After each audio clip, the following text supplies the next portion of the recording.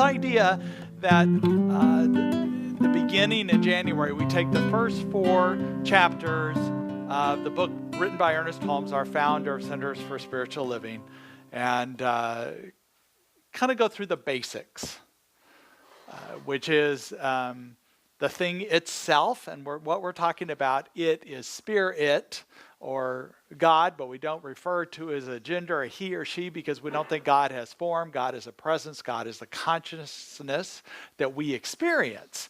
And we walk through these first 4 chapters, but also in a way that brings it to focus by these 4 areas of philosophy. So last week we talked about showing up, that we just show up, and that's the first step towards realizing spirit in our lives. And this week we're talking about paying attention, that we're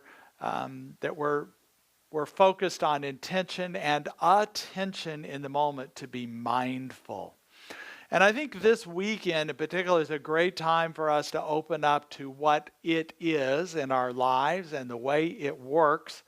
I've given out, I formatted the 64 ways, so not the way it works, at least in 64 ways, we know that. So this is an affirmation. There's activities in here that something for you to think about. If you're a journaler, I'm not a journaler so much, I'm more of a thinker, and I think through things, but some people fill volumes of journals up. Whether you contemplate or you're a journaler, there's something to think about, some ideas in here, and then affirmation that you can carry through your day. So it's divided into sections: intentions for peace and compassion, peaceful living, compassion towards others, compassion towards self, shifts in perspective, global healing, and action. And each one is day 1, starts today, January 15th. It gives you a little quote or a little thought to think about. And I know 64 days sounds like a lot, but you just stay with it. If you miss a day, just make up, do 2 in one day or something, but try and stick with it. The reason why it's 64 is there's been research that 64 times, if you repeat it, it begins to establish a new pattern in your brain, to rewire your brain. It's a square number, 8 times 8 plus it's a 4 cubed, so it's one of those really cool mathematical numbers. And if you're into numerology, it's also, if you add the numbers together, it's a 1, which means a new beginning. And so you begin on day 1, which is a 1, and you end on a day 1, so you go through the cycle and you open it up. And by the way, just a side note, I figured out this the other day, 2017, this year, is also a 1. So 2016 was a 9, which is a completion. And you can tell it's a completion. You can tell something's new. We have no idea what this newness is, but that's okay. That's the nature of newness. It's unknown. So we continue to open up. But what a great way to continue to be in this place of love and compassion, to start these 64 days of peace and compassion. And then, as well as MLK Monday, tonight is the movie Selma at Congregation Beth Shalom. There's all these activities. Tomorrow morning, we, along with Compassion Napa Valley, are sponsoring these art cards that people can make and then give them out as random acts of kindness. I'm doing the civil rights march at walk at 1 and 4, and there's all sorts of activities. So go on the website, register for things, and then that evening is a commemoration at 7 p.m. at St. John the Baptist Catholic Church. So you can get a sense of things. We had a movie here Friday night. Congregation Beth Shalom, the Catholic Church, so you can get a sense of what an interfaith movement this is, as well as community-wide. The other thing is we're doing as part of that is we have these smile cards, and these are designed, here I think I have a better slide of it here. So the front of it says smile, you've been tagged, experiments in anonymous kindness is the name of the game, and now you're it. So the idea is you do a random act of kindness for someone, you give them this card, you return a shopping cart for someone, you hold the door open, whatever it is you choose. It can be financial too, like you go to Starbucks or Napa Valley Roasters and you give this card and say $5 to the barista, and you say, buy a coffee for the third person in line, whoever that is. And so it's truly random. They don't know who gave it to you. And so the barista, they've done these things before. They will say this coffee's been paid for, and they give them this card to go with it. And so the idea is that they get this card and then they pass it on. The back of the card says someone has reached out to you with an act of kindness. Now it's your chance to do the same. Do something nice for someone and leave this card behind and keep the spirit going. My vision or hope is that we give out enough of these cards. We're going to give them out during the MLK Junior commemoration tomorrow night as well. And that I see it used somewhere, or maybe I get one, we to do it. So what I'd like to do is offer these cards to you. I'll just pass them around. You don't need to and pick 3 or 4 if you want to. And Joey, you can just let it go around. They'll self-serve there. Self-serve. I just think it's a great way and a great joy to spread this peace and compassion, because we know that if we are this peace and kindness within our consciousness, that it sends a ripple out into the world that makes a difference. And even just a smile can make a big difference. As you go through this book, you'll notice that probably the first 20 days, you'll see where my beliefs are, because I believe it's a lot of inner looking at what we're thinking about. Our mindfulness, paying attention to what we're doing, because it's the very most important thing we can do is to pay attention to our mind, because we can be doing the greatest things in the world. We can be building schools for people or giving hundreds of thousands of dollars to charities, but if we're not coming from a place of love and compassion and peace within us, it doesn't have the same effect. So whatever we do, whatever work we're doing or task we're doing or home or just being in the community, if we're coming from a place of peace and compassion in our consciousness, if we're paying attention to our mind, it makes a tremendous amount of difference. I love the way that Ernest Holmes starts his the book, the Science of Mind textbook. And I'm real clear before I go into this that he was a synthesizer of information. He knew that he wasn't coming across anything new, that it was ancient wisdom, and he took this ancient wisdom and brought it to a way that described it, that brings us a greater knowledge, a greater wisdom. And last week I talked a little bit about this, and I wanted to kind of go through it. This is a picture of him a little bit this week to talk about his basic ideas that, unlike many Christian churches who believe that God is out there, he believed that God was here with us, all around us. So more of the Hindu sense of oneness, as well as the Buddhist sense that when we're still, we can and meditate or just open up in a moment of quiet, we can open up to spirit. And instead of this idea about God being somewhere else, God is right here. And instead of us meeting God that's in a distant place, that is like this diagram here, it is spirit that we allow to come through us as us. That it's more a bringing in to form this spirit that we recognize in our world, that we know this peace and compassion, this love that's within us, and we make it manifest into the world. So a quote from Ernest Holmes says, "I know there's a power for good, which is responding to me and bringing into my experience everything that is necessary to my unfoldment, to my happiness, to my peace, to my health, and to my success." He also developed this Science of Mind symbol that represented this idea that we're downloading, we're bringing into form spirit. And he said that we are both an inlet and an outlet to spirit. An inlet and an outlet, so we receive and we express. We're a unique expression. We are each centers of this divine expression. And this community is a center of this divine expression collectively as well. An important thing. So I use this pronoun it. Ernest Holmes used this pronoun it because we don't want to say he or she necessarily because we don't think that God has a gender. It's okay if people do because whether it seems a little impersonal to me, but when I hear the word it, I simply think of it as spirit.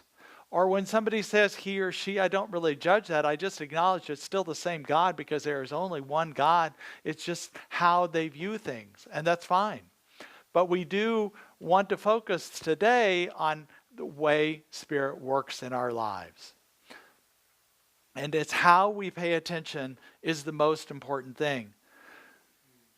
So Ernest Holmes, when he wrote this Science of Mind textbook, he started out with a poem that was his poem that I just love and is welcoming us to his home, it sounds like, but as you read it more, as I read it to you, it's really Spirit that's calling us in to a place of warmth and comfort.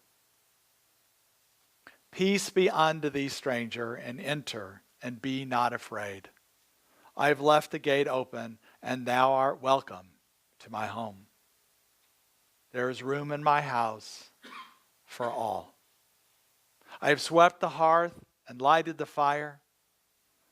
The room is warm and cheerful, and you will find comfort and rest within. The table is laid, and the fruits of life are spread before thee. The wine is here also. It sparkles in the light. I have set a chair for you where the sunbeams dance through the shade. Sit and rest and refresh your soul. Eat of the fruit and drink the wine. All is yours, and you are welcome. There's a place for all. In this community, but in all communities, and in your own home, as you receive, you open up to the Spirit. You pay attention. You're mindful. And it opens up you to a greater life, a greater happiness, a greater understanding, a greater knowledge, and a greater wisdom. And to create these patterns, to create this mindfulness that we want to do so that it is in your life as more of the time. Now here I am up here talking about it as if I'm mindful all the time. I'm not. I can be distracted by things. I can be over-focused on other things or caught up with the task of life. And what I really advocate that we practice paying attention. Just like an athlete practices before a game, or a person practices driving before they're given a license. When we practice paying attention, when we consciously say, I'm going to pay more attention, I'm going to be more intentional, it helps us be more mindful at all times. It's said that practice makes perfect.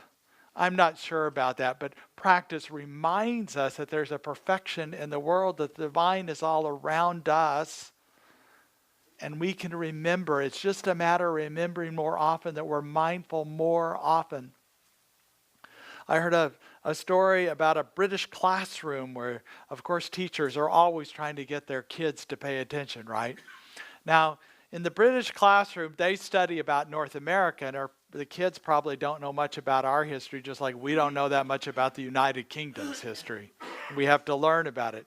So this teacher was up front, and she pulled down, remember those maps she pulled down? I don't know if they have those anymore. It's all digital now. But, pulled down the map and said, okay, class, who can tell me where North America is, which continent it is? And George raised his hand, and she goes, okay, George. So George came up, and he pointed right to where North America was. She goes, great. And class, who discovered North America? And they all said, George.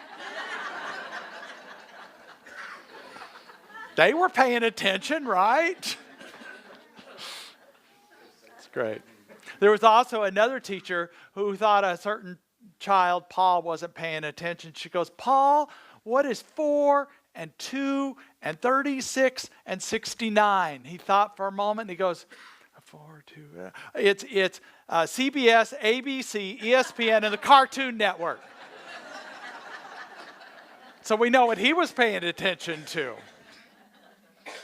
So where does our intention go? And this attention and intention are very similar. They go together. They're not the same, but where we put our intention, where we put our attention is what we create in our lives. I was reading, I can't remember his name right now. O'Day the other day. Let me grab his name. James O'Day.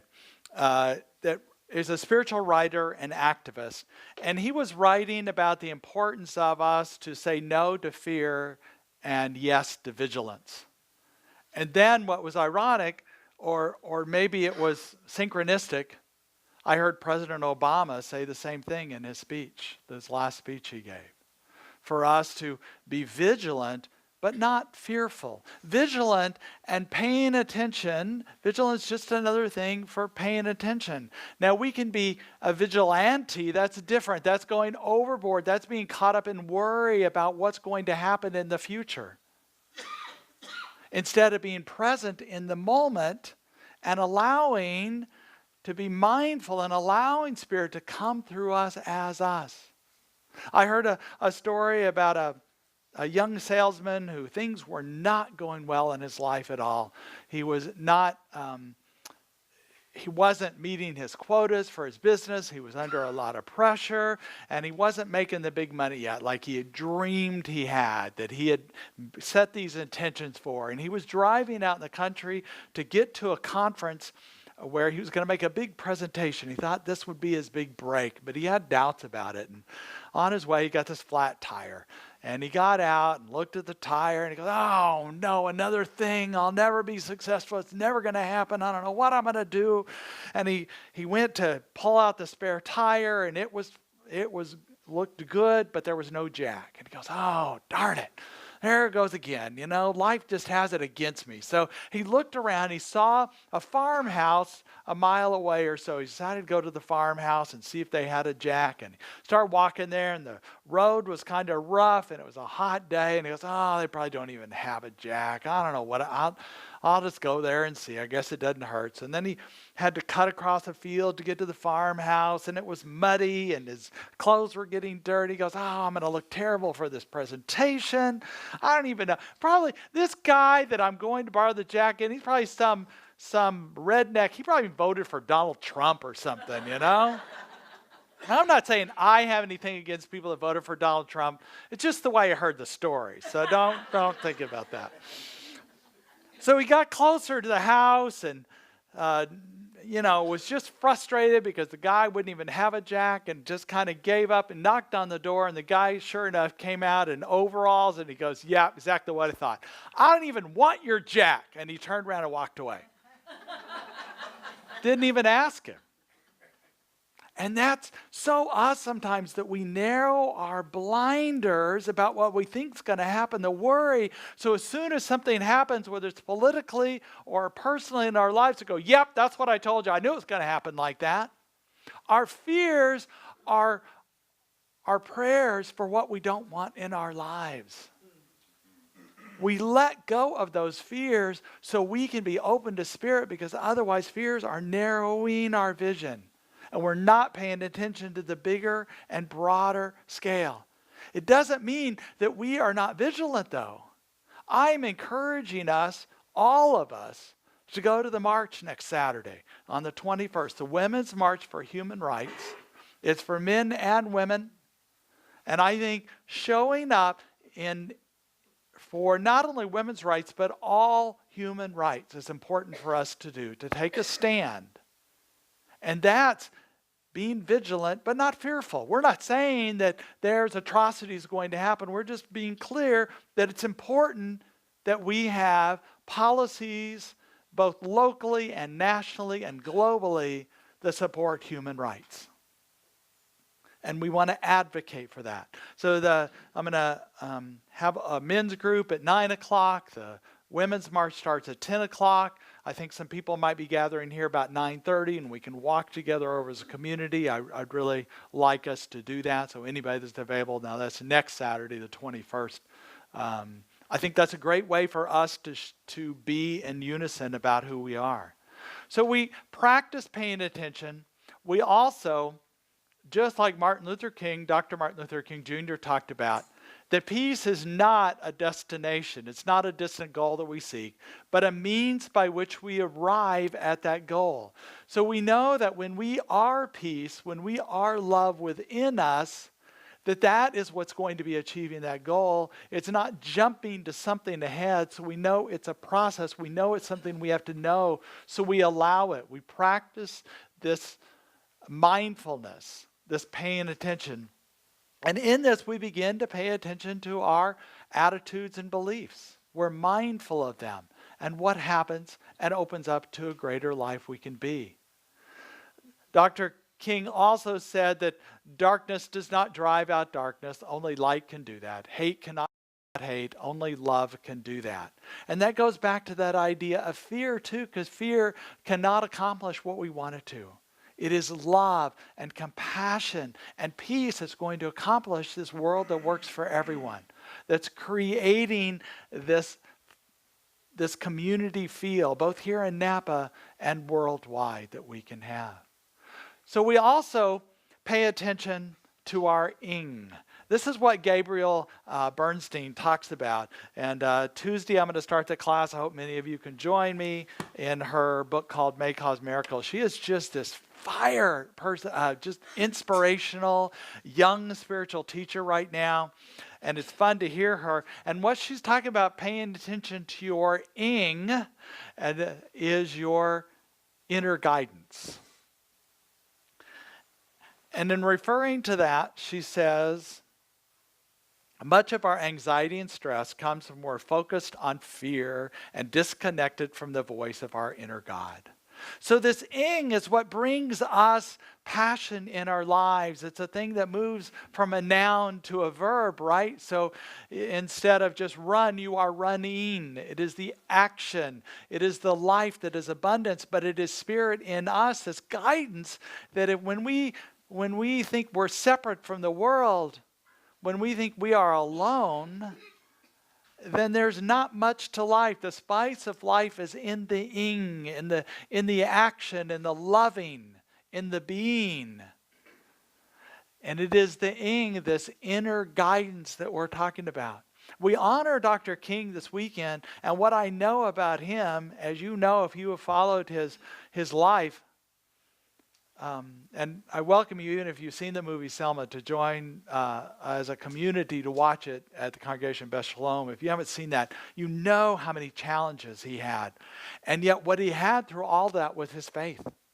That he allowed Spirit to be this guide, to be this presence in him, and to guide him at times to turn around. That was a pivotal moment in the movie, if you've seen it, when they were ready to cross the bridge and the guards moved to the side and they could go ahead and walk, and he had the sense that this was not the day to walk across that bridge. There would be a day that they will walk across the bridge. That day was not the day. And that's because Spirit revealed in him the best and highest. And the best and highest is revealed in all of us when we allow Spirit, when we pay attention to the Spirit and how it moves in and through us. So I'm going to invite Diego to play a song in honor of Dr. Martin Luther King Jr. today. And during it, I have a little movie to show in the background as well.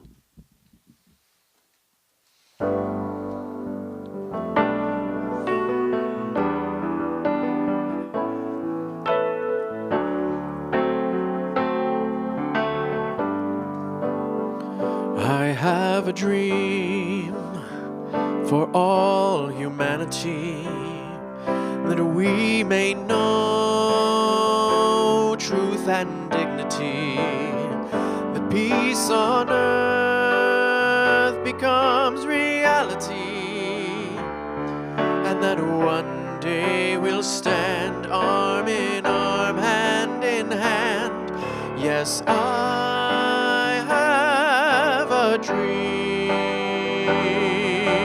dream for all the people in the world,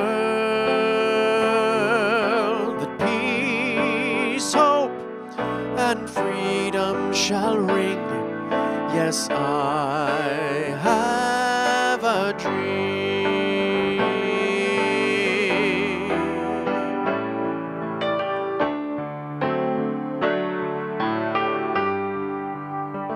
I have a dream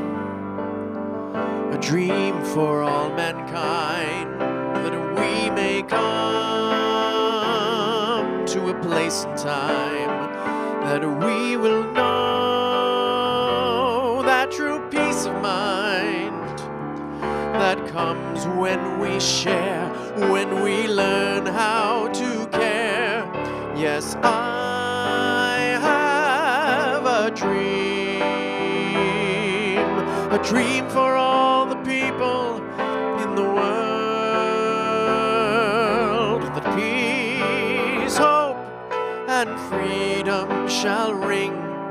Yes, I have a dream that all nations shall celebrate, that every trace of fear will be gone, that we will join our voices in unity and sing freedom song. I have a dream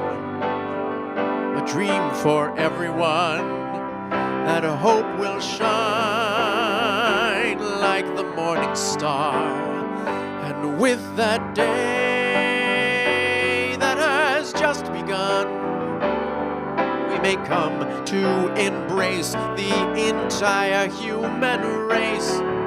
Yes, I have a dream for all the people of the world, that peace, hope, and freedom shall ring. Yes, I have a dream. Yes, I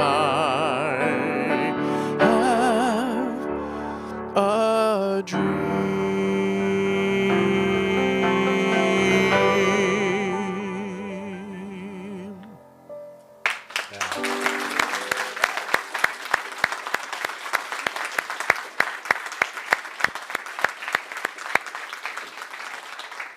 So let's let this inspiration of Dr. Martin Luther King, who was open to having this dream, let's have a dream of a world that works for everyone.